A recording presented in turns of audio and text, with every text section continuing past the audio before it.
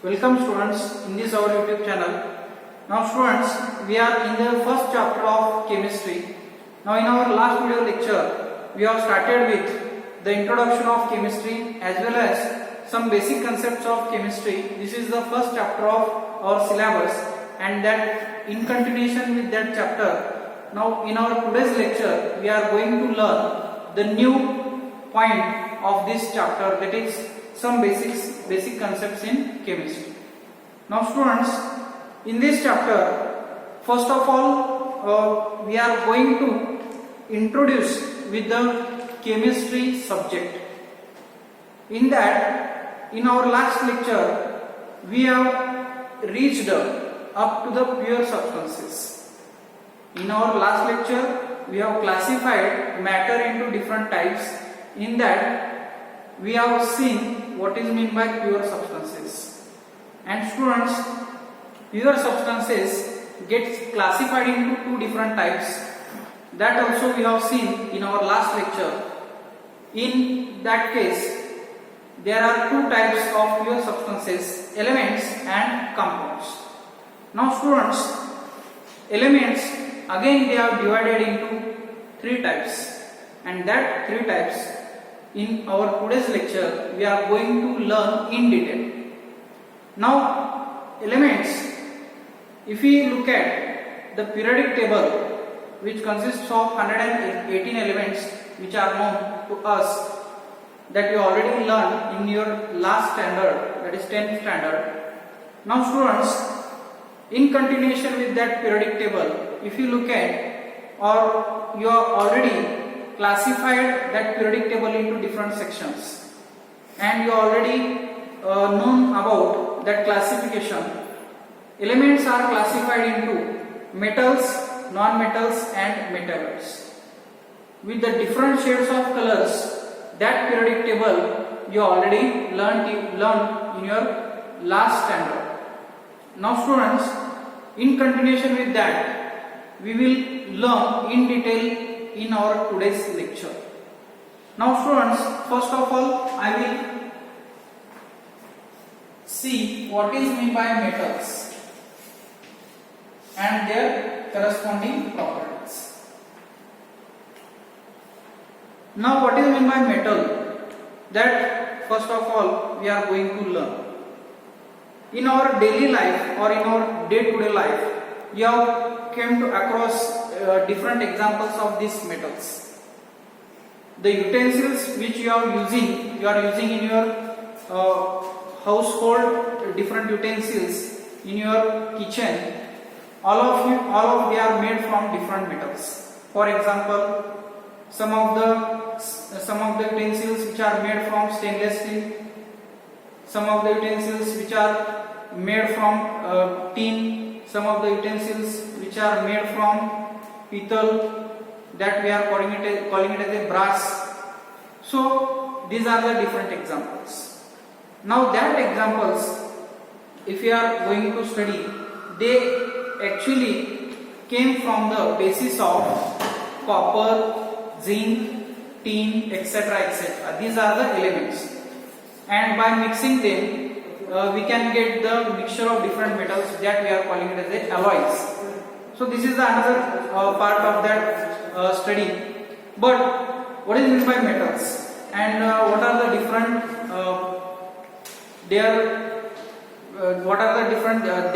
if you look at properties, that are very important in this chapter. Now students, metals, in that they have first lustrous property.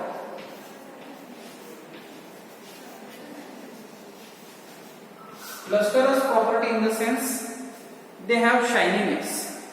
Means if you look at one of the metal, copper, that copper has shiny property, and instead of that copper, if we took another example, that is iron in your daily life it will appear as a brown color, but that brown color is not of its original color. Brown color it appears when the rusting of that iron will start, but original iron has silver, or we can say shiny color. means it tells us that all the metals have lustrous property. Means lustrous in the sense, if you take a copper and if you cut that copper wire, you will notice that it will show a red or brownish color lustrous property. Means like that there are many examples of metals which shows the lustrous property. Now students, after that they conduct heat and electricity. The second property is that they conduct heat and electricity. So this is the second property of metals. If you look at in our day-to-day life, the copper wires and different types of metals, different types of heat conductors, they are made from metals. Or if you look at aluminium, means MACB electricity which is supplied to our home with the help of aluminium wires. Why? Because this property, they have the capacity to conduct heat as well as electricity. And the utensils which you are using in your day-to-day life, they also conduct some heat, and due to that property we are using that utensils which are made from metals due to this property, that is heat and electricity. So this is an important property. And after that they can be drawn into wire, or instead of that we can say they are ductile. Means one example which I have told now before, the electricity which comes from MACB, which means the media is nothing but the aluminium wire. In this case, the aluminium wire which acts as a media by which we are taking an electricity from MACB. Now students, how this can be possible?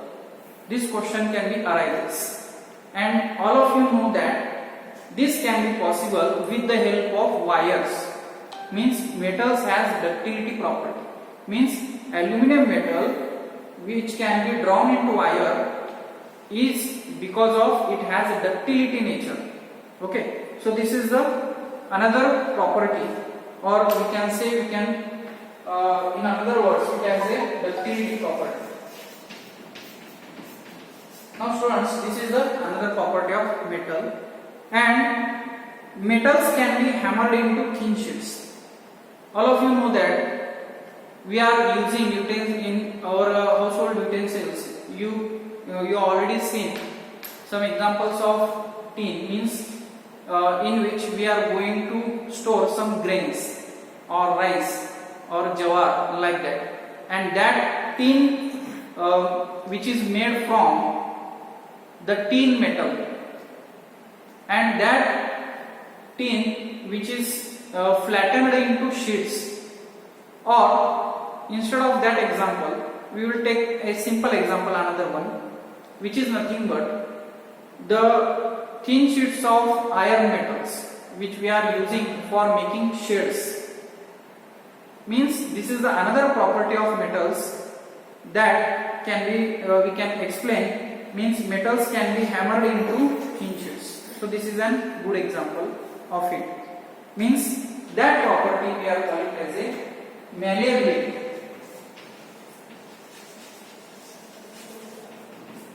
Now students, this is the another property of metals which we are calling it as a malleability.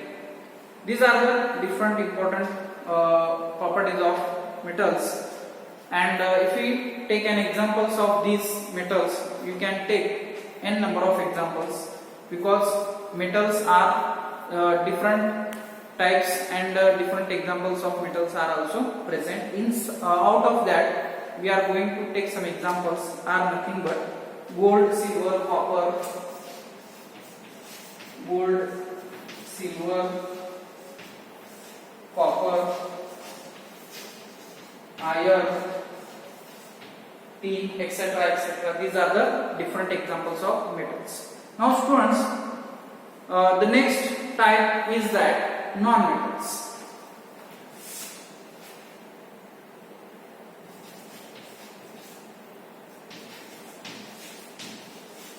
Now students, in non-metals, in periodic table there are different elements are there which comes under this category. We are calling it as a non-metals.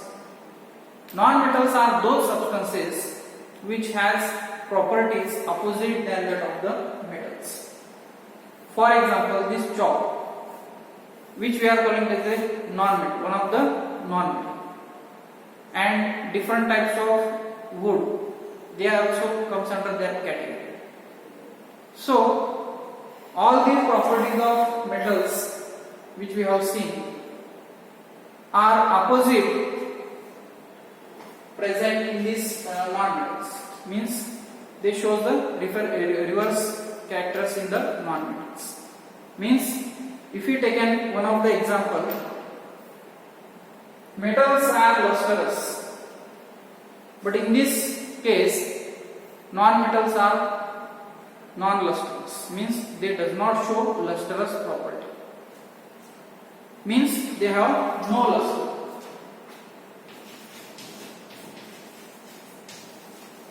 So this is the properties of different, what you can say, metals. Now students, again if we learn the second property of it, they are poor conductors of heat and electricity. Now students, the poor conductor of electricity in the sense, if we take some examples of them, are nothing but the diamond and iodine. These are the some different exceptional examples of non-metals.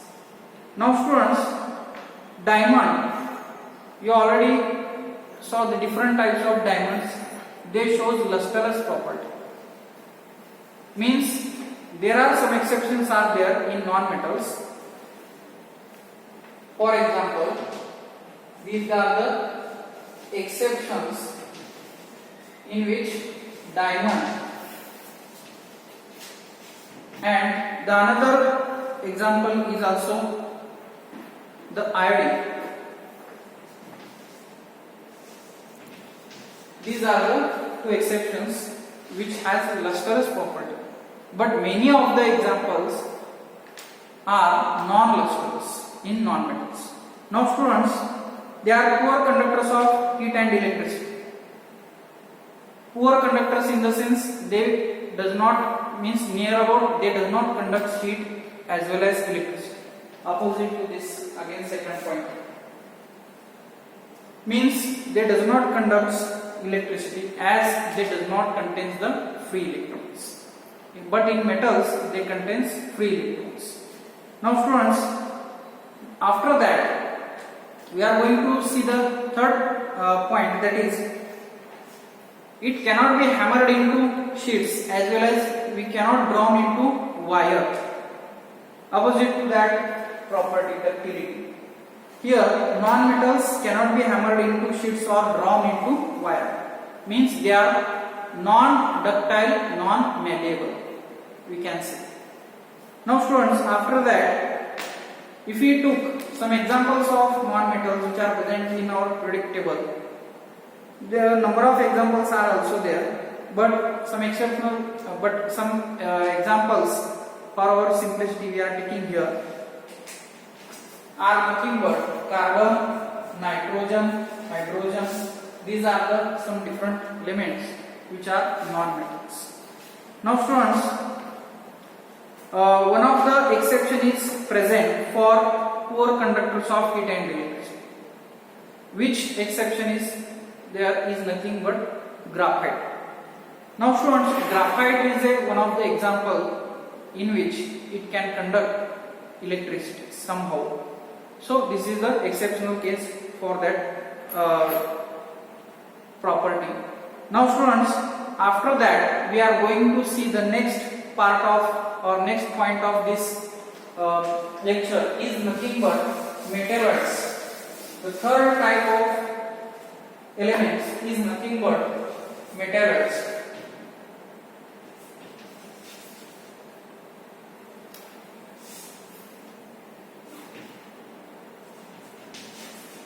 Now students, in metalloids there are different elements are there in our periodic table.